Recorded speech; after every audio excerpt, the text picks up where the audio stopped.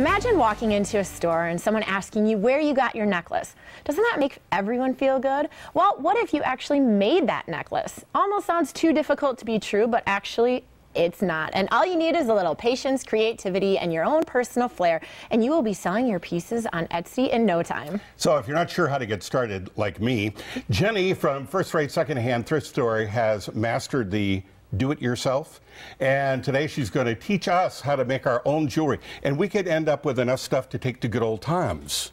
Well, I don't work in precious metals, so Tom might not want my stuff. Right. But this is so cool because I remember when I was a little girl, I would make my own jewelry all the time. Granted, it was more of like the beaded necklaces and things, but then you start to graduate and you start making your own stuff. And I am so excited to do this because I haven't done it in forever. Well, good. Well, let's start. So first off, let's start off with something super easy. You can find things like bottle openers at thrift stores. Oh, and that's what that is. Isn't that cool? Yeah. And you can add a string to it, and then you have a really cool necklace. So, Amanda, I'm going to let you do this one. Okay. That's fantastic, because that way you'll always have a bottle opener for your bottle. Exactly. Right. It'll be hanging around your neck. You won't have to go rummaging through a drawer in the kitchen or something. So to make this work, this is called a lark's head knot. You're going to put the raw hide that's already looped up, actually from the front to the back. Okay. And then you just put the long end through the short end. Look at how easy you are this is. done. Were you in Girl Scouts? Because they do knots, and you know, I was in Boy Scouts, and Yeah? I used to do knots. I do like doing knots. Okay, Kind of into the so marine then knots, too. moving on, we have jump rings.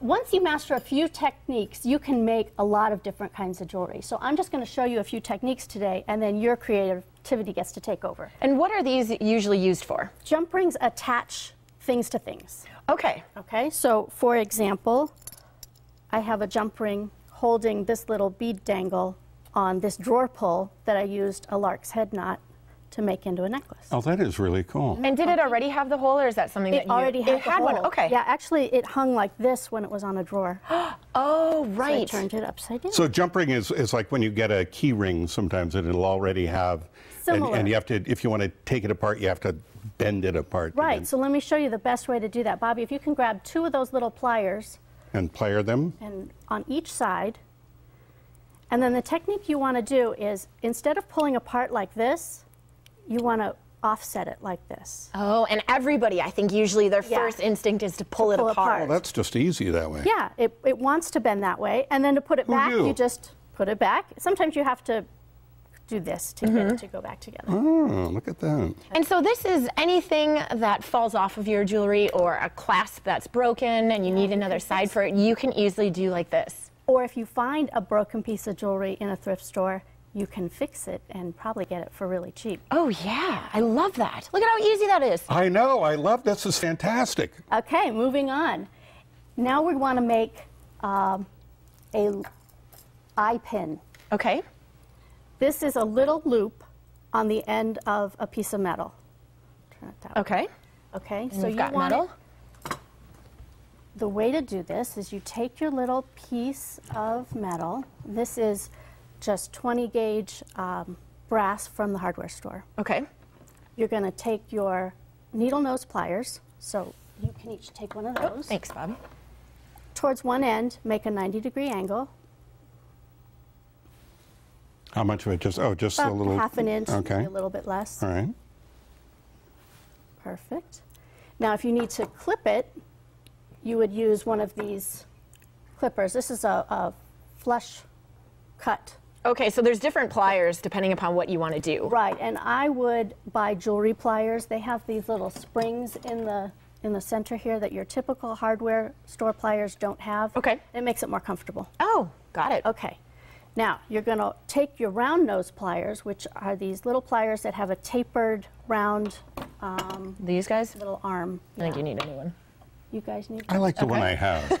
that one won't do what you want. Oh, fine. Okay. Okay. Amanda, we're going to cut your little end off. Yeah, I did a little more Oh, than half an that inch. sounds painful. Right? Careful. These could also be used on your toenails in between those, right? Well, if in doubt, if you don't Can we have give each other clippers, pedicures while we're here? I brought you toenail Oh, clippers, good. so you See? can Just in use case. that. It's amazing what those will cut. Excellent. I know. Okay. Okay. So you're going to hold the end of your 90-degree angle with your pliers. Now, here's the geometry lesson for the day.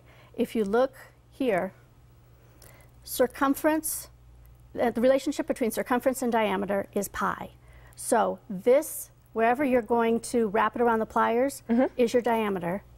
This length is your circumference because it has to go all the way around. So you want that to be about 3, 1/3, okay? Oops. Okay, so you've got it pinched there. I can't see anything. All right, pinched. Pinched. Now you're going to roll it away from you. Roll it and mark it with P. Exactly. And toss it in the oven. Until you get like that. Oh, look at that. That's fantastic. Now, That I was should have cool. said, So your I go first the one opposite is way? not going to work. It's going to take a little bit of practice. All right, and what would we use this for then? Then you can open it just like a little jump ring and add a bead on the other side. Here, you want to try again? Okay, I did it wrong? I think I have a very nice close. loop. Let me see yours, Bobby. That looks good. Right? And you are a jewelry maker. Right? This is so easy, even I can do it. Your goal is to get the round centered on the stick, like a lollipop. All right, Jenny, well, we are out of time, but thank you so much. This is always so fun. And you're so creative, so thank you. Thanks for having me.